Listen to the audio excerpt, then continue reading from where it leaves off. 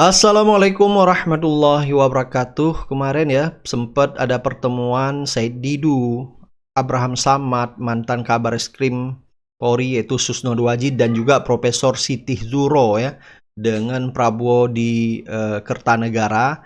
Nah, hasil dari pertemuan tersebut ya membuat keempat orang tersebut semakin yakin sama Prabowo bahwa Prabowo akan melawan orang yang mengeruk kekayaan alam Indonesia atau oligarki, dan mereka juga menganggap Prabowo sudah melakukan apa yang selama ini tidak pernah mereka pikirkan ya. Tetapi ternyata ya Said Didu sepertinya kecewa setelah pertemuan kemarin di mana Said Didu di akun X-nya ya menulis paradok dalam praktek. Satu, rakyat menuntut diadili, dijawab hidup Jokowi. Ini sudah pernah kita lihat ya. Korea Selatan bisa apa? Bisa mengadili pemimpin-pemimpinnya yang salah. Karena itu salah satu yang harus dituntut adili mantan Presiden Jokowi. Karena itu sumber masalah. Yang harus Hidup Jokowi! Dan saya katakan di sini, kita berhasil karena kita didukung oleh Presiden ke-7. Dua, rakyat menuntut copot Kapolri, dijawab akan diberi bintang Mahaputra. Kemarin banyak ormas-ormas Islam keagamaan menuntut Kapolri Listio Sigit ini diganti. Sudah cukup lama Kapolri Listio Sigit ini menjadi Kapolri ya. Termasuk juga dari keempat orang tersebut yang bertemu Prabowo ada suara ya meminta supaya Kapolri ini diganti. Yang hadir di pertemuan itu kelihatannya memang semua mengusulkan untuk dilakukan reformasi kepolisian secara total dengan mengganti Kapolri. Itu yang ada di forum. Tadi saya tanya, Anda sudah dapat Mahaputra? Belum. Belum? Ya, saya yang beri Mahaputra untuk beliau. Tetapi ya menjadi aneh di saat tuntutan rakyat Kapolri diganti malah diberi bintang Mahaputra. Dan ketiga, program MBG yang banyak diprotes karena banyak masalah, kepala MBG dapat bintang jasa utama. Nomor urut 1, Profesor Dr. Insinyur Dadan Hindayana, Kepala Badan Gizi Nasional, dianugerahi tanda kehormatan bintang jasa utama. Dan yang keempat, dia kata Said Didu janji akan melawan oligarki diajak bercengkrama ya. Jadi kemarin kita lihat Prabowo mengundang beberapa oligarki ke kediamannya. Jadi ini menjadi lucu sekali di saat Prabowo katanya akan melawan orang-orang yang mengambil keuntungan dari hasil kekayaan alam Indonesia ya. Wah, apa ya yang diobrolin Presiden Prabowo bareng 5 pengusaha kelas kakap Indonesia? Terlihat ada 5 pengusaha yang hadir, yakni Prajogo Pangestu, Antoni Salim, Franky Wijaya, Boy Thohir, dan Sugianto Kusuma. Nah, sampai Said Didu pun bingung ya menulis di captionnya silahkan bingung. Jadi Said Didu pun bingung melihat ya apa yang disampaikan Prabowo, bahkan harapan mereka bertemu Prabowo sesuai dengan apa yang disampaikan atau dipresentasikan Prabowo ternyata hanya omon-omon ya. Jadi banyak netizen maupun masyarakat mengatakan ya janganlah percaya sama Prabowo karena Prabowo benar-benar ya tidak beda jauh dengan Jokowi 11-12. Kita tahu bahwa pemerintah Prabowo hanya melanjutkan keberlanjutan dari pemerintah Jokowi sebelumnya. Ada komentar dari Rizky, lah bukannya situ muja Prabowo yang telah ketemu kemarin bahkan mengisyaratkan Kapolri akan diganti. Udah dibilang Prabowo itu 11-12 sama Mulyono, cuman caranya beda ya. Ada komentar dari Fake Engineering.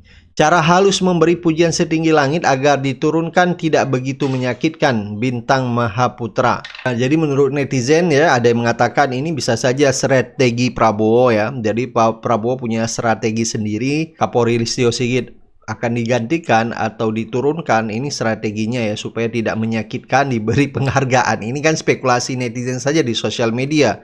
Ada komentar dari Wong Reyang, gimana hasil pertemuan dengan Presiden? Apakah ini yang disebut menjanjikan paling depan untuk merebut kedaulatan rakyat? Dahlah, dikibulin berjilid-jilid, masih mau aja om. Dan yang lebih lucu lagi ya, Prabowo meminta Kodari supaya mengumpulkan video-video yang mengkritik MBG akan ditonton setiap malam katanya. Dan ini menjadi bagus kalau Prabowo mau nonton video kritikan terhadap MBG. Dan menjadi aneh ya kalau seandainya Prabowo tidak mengevaluasi ya program MBG tersebut. Jadi untuk apa nonton tiap malam, tetapi Suara-suara kritikan dari masyarakat tidak didengar. Pak Kodari tolong dikumpulin ya video klip yang ramalkan kita pasti gagal, yang mengatakan saya menghina bangsa Indonesia. MBG ini penghinaan kepada bangsa Indonesia. Kita mau menyelamatkan anak-anak kita dibilang menghina. Ini harus ada rekam digital ya, direkam semua. Insya Allah kita mencapai 80 sekian juta. Aku minta biar saya bisa tiap malam saya lihat-lihat, ya nggak apa-apa. Jadi saya bilang, aduh, apa iya ya? Apa iya saya menghina bangsa Indonesia? Dari umur muda Letnan 2 tidak punya apa-apa. Saya siap mati untuk Republik. Kok saya sampai hati mau menghina? Tidak. Saya sisa hidup saya hanya untuk menyelamatkan, membangun Republik Indonesia. Kelima orang ini diundang, apakah itu firm? Bukankah mereka yang minta diundang? Jadi saya melihat ada beberapa parameter ya, bahwa pertemuan itu bukan inisiatif Prabowo. Ya, saya dengar begitu. Berbeda dengan undangan para aktivis, itu jelas. Misalkan Abraham Samad itu undangan langsung dari Kemenhan, dari Menhan lah khususnya, Sapri Samsudin ya kan. Dan pertemuan dengan sejumlah aktivis itu lengkap dihadiri pejabat kementerian terkait, kan banyak yang hadir itu, ada pejabat-pejabat. Dan kalau di kasus yang 5 oligarki kan nggak hanya cuma dihadapi presiden sendiri begitu. Dan memang narasi yang saya peroleh bahwa itu atas keinginan mereka untuk ketemu. Lalu saya kaitkan, apakah ini seiring dengan meningkatnya kekhawatiran mereka atas kesadaran rakyat bahwa memang SDA ini harus dikelola oleh negara, jangan dikuasai mereka. Karena di Gedung Juang itu memang tegas tuntutannya, SDA itu harus dikembalikan ke negara, dikelola negara. Mereka yang mengambil kekayaan alam yang milik rakyat itu, kemudian secara tidak adil menikmatinya sendiri, itu apa masuknya? Saya kasih analogi. Ya. Orang mengambil barang bukan haknya, itu apa? Pencuri. Mencuri itu kalau sedikit. Ya. Orang ngambil barang bukan haknya banyak sekali, itu apa? Merampok. Merampok. Karena begini, barang-barang tadi dalam Islam itu terhalang atau diharamkan untuk dimiliki, dikuasai individu atau korporasi. Dan konstitusi kita sudah mengatur itu di pasal 33 agar tidak ada orang yang mencuri, merampok dan sebagainya. Maka negara yang punya kewajiban mengelola. Haknya harus dikemanakan? Dikembalikan kepada rakyat. Kita ceklah sekarang itu semua banyak data yang menyatakan rakyat itu sekarang makan tabungan. Kalau yang punya tabungan. Bahkan yang tabungan nggak ada makan aset. Kalau yang punya aset, bahkan bagi orang lain makan utang. Kenapa? Karena ekonomi nggak bertumbuh. Kenapa? Yang tumbuh ini bener gede, tapi hanya dinikmati oligarki. Program makan bergizi gratis adalah salah satu program paling denial yang pernah gue lihat secara langsung. Orang lupa bahwa kebijakan itu berhasil bukan hanya karena niat baik, tapi karena kerja baik. Mungkin niat MBG baik, ngapus stunting, hapus kelaparan dan sebagainya. Tapi implementasinya, kerjanya, kita sama-sama tahu kok. Jauh dari bagus dan sangat-sangat destruktif. Wajar gue bilang destruktif.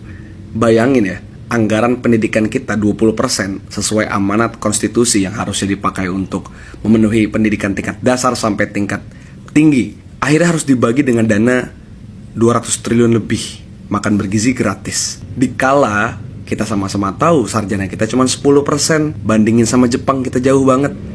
Dikala kita tahu angka putus sekolah kita tinggi, dikala kita tahu guru kita belum sejahtera, sekolah kita belum sejahtera, dan bisa-bisanya anggaran pendidikan dipotong. Dalilnya ntar anggaran pendidikan kan sekarang udah dinaikin. Sekarang udah bukan bicara nominal, sekarang bicara dampak, bicara keterukuran dari kebijakan. Kemudian BGN bantah, enggak, kita nggak pakai anggaran pendidikan, cut that stupid shit lah. Kita nggak butuh statement doang, kita butuh transparansi total.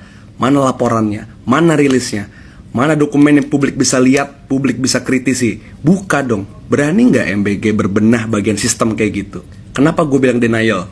Karena misalnya ide publik soal ya MBG niat baik nih, taruh aja untuk mereka-mereka yang membutuhkan daerah 3T atau di kota tapi daerah yang dipilih lah, bukan untuk rata semuanya. Selalu kan dibantah lagi. Kemudian ada yang protes soal keracunan dibantah lagi. Denial banget. Seakan-akan kesalahan itu perlu dibela terus. Seakan-akan publik yang mengkritisi sama dengan membenci, itu kan aneh. Buku Implementation juga udah bilang kok bahwa seringkali kebijakan itu gagal dan destruktif bukan karena niat, tapi karena eksekusi di lapangan. Makanya kita kritisin. Makanya hati-hati, MBG lama-lama bukan jadi program lagi, lama-lama cuma jadi proyek. Jadi inget, niat baik gak cukup, kita perlu punya kerja-kerja baik, dan negara jangan denial kalau publiknya kritis, jangan juga diteror gitu ya. Jadi kita mau bicara meritokrasi di dalam ide, tetapi dikendalikan oleh kaum mediocre. Itu isinya begitu, bahwa local management, termasuk manajemen pemerintah, adalah sumber dari korupsi. Korupsi yang di-induce oleh policy itu. Policy induce corruption, bahkan pada inti dari kekuasaan, yaitu mereka yang ada di sekitar Presiden Prabowo. Jadi kelihatannya Pak Prabowo nggak punya lagi semacam aura untuk dipercaya oleh publik. Saya ucapkan ini supaya ditulis oleh pers, tiba pada Presiden Prabowo. Atau Presiden Prabowo ingin mempercepat endgame. Tidak boleh ada dusta di antara kita. People values minta supaya demokrasi dipulihkan, supaya kekuasaan itu bisa di-watch langsung oleh rakyat. Tapi jawabannya adalah elite values. Angkat beberapa menteri bersembunyi di dalam semacam peristiwa ini reshuffle. Ya tapi ini reshuffle yang buruk. Kan konyol tuh. Harus ditagih. Bisa nggak people's value itu diucapkan mendahului rulers value, rulers rule? Kalau itu nggak bisa dilakukan, Nepalisasi akan berlangsung di sini. Oh, siapa taruhan dengan keadaan ini? Ya mungkin Kali Ciliwung nggak cukup untuk tampung menteri-menterinya. Tapi ini adalah suasana batin yang mesti kita bongkar. Nah, filter demokrasi itu hanya bisa diperkuat kalau ada elemen people's value itu diserap secara sempurna oleh kekuasaan. Kalau nggak nanti oke, ada menteri dicemplungin. Lalu orang bertanya, nggak bisa, menteri dicemplungin ke kali itu melanggar hak asasi manusia. Benar. Tapi bagi orang yang deprivasinya udah maksimal, dia akan bilang, saya tidak melanggar hak asasi manusia. Saya melanggar undang-undang pencemaran sungai. That's the logic of the people's value. Sebagai problem kita bersama untuk kita bicarakan, tanpa ada maksud untuk provokasi. Dana pendidikan itu mesti diperbanyak. Tapi yang terjadi sekarang, ya saya dengar menteri yang ngurus SD, SMP, SMA itu mengeluh bahwa dia minta berapa, 16 triliun, yang dikasih cuma 400 miliar. Sementara itu kita lihat bagaimana Presiden Prabowo hendak memastikan bahwa meritokrasi ini juga bisa jalan dengan membackup proyek-proyek sosialnya tuh. Makan siang bergizi, yang sekarang ada 5.000 anak keracunan. Terus perumahan rakyat yang dibuat oleh Marwarar, yang sebetulnya saya dapat data itu baru 0, itu baru omong-omong doang tuh, nggak ada faktanya di situ kan. Begitu banyak hal sehingga suatu waktu orang akan anggap bahwa ya Pak Presiden itu mau bikin meritokrasi tapi tanpa konsep yang memungkinkan orang percaya. Ini semuanya itu politik of hope. Kenapa orang nggak percaya? Karena dimulai dengan rekrutmen orang-orang yang sebetulnya ya klasenya ada, meritnya nggak ada. Presiden tak berani memberi sanksi, menegur kepada Pak Listio ini? Yang tahu pasti, ya, pasti Presiden Prabowo sendiri. Kenapa kok nggak berani lu? Ada anak buah menyimpang begitu. Ya. Yang paling tahu kan ya, ya, Bapak betul, itu, betul, Presiden. betul. Kita bisanya menduga-duga saja. Nah, apa dugaan Jenderal dalam persoalan ini? Dugaan-dugaan kita yang sudah dengar bersebar secara terbuka itu. Ya karena Prabowo juga merasa punya hutang budi sama si Listio, Pak Listio. Listio ini. Contohnya dalam pemenangan kemarin lah. Kita nggak usah tertutup lagi lah. Ya. Pilpres 2024 kemarin yang namanya sepak terjang polisi dari desa sampai ke kota bermain. Ya. Nah, mungkin itu satu. Betul. Atau mungkin dia ada melindungi sesuatu hal lain, yang lain. Betul. Mungkin polisi tahu juga. Ya kita tahu lah siapa Prabowo kan. Punya catatan-catatan yang nggak boleh diketahui publik, polisi mungkin tahu. Yang pertama tadi saya katakan, dia perkiraan kita ya, dugaan kita, hutang budi. Iya. Di samping itu mungkin polisi juga tahu catatan-catatan negatifnya ini, nggak berani dia. Tapi kan bisa dicabut, diretul, digantikan kan sebetulnya karena presiden. Kalau saya presiden, saya lakukan. Hak buat itu. Iya betul.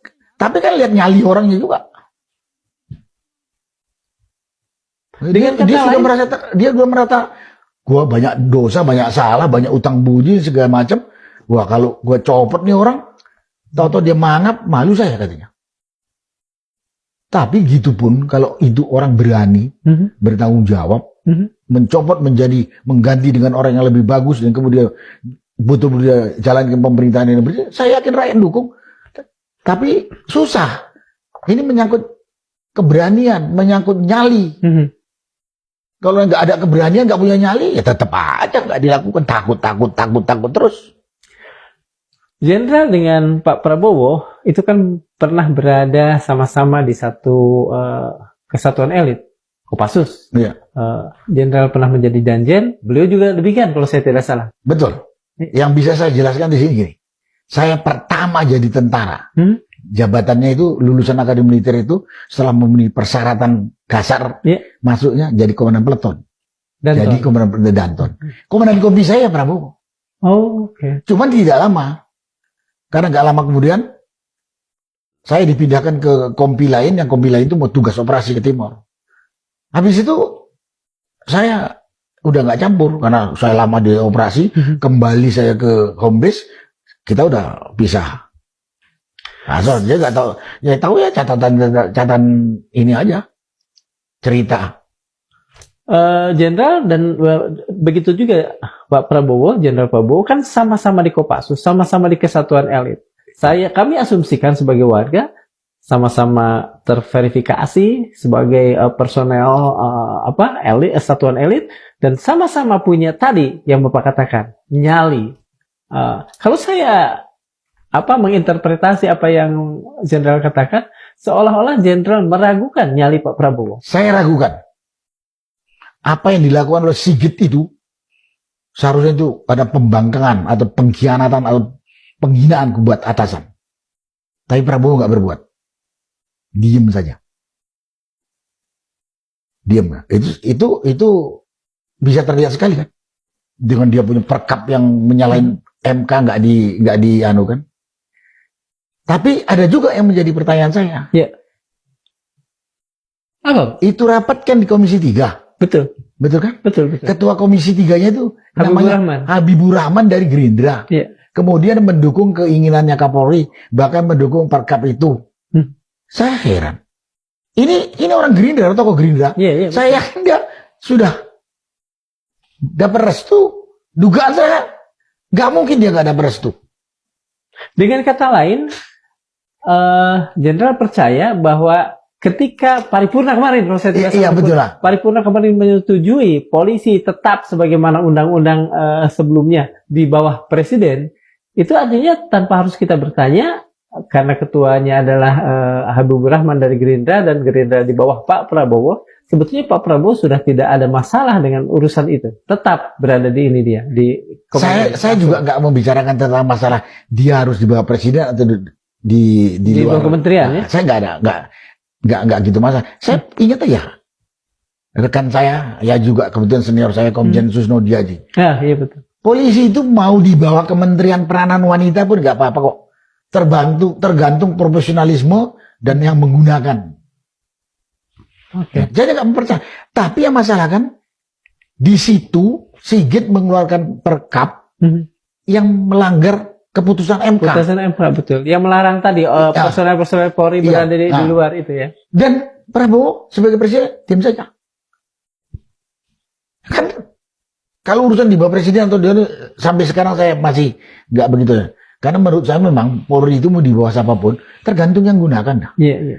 Kalau yang gunakan bener, Polri laksanakan tugas pokokmu secara profesional on the track.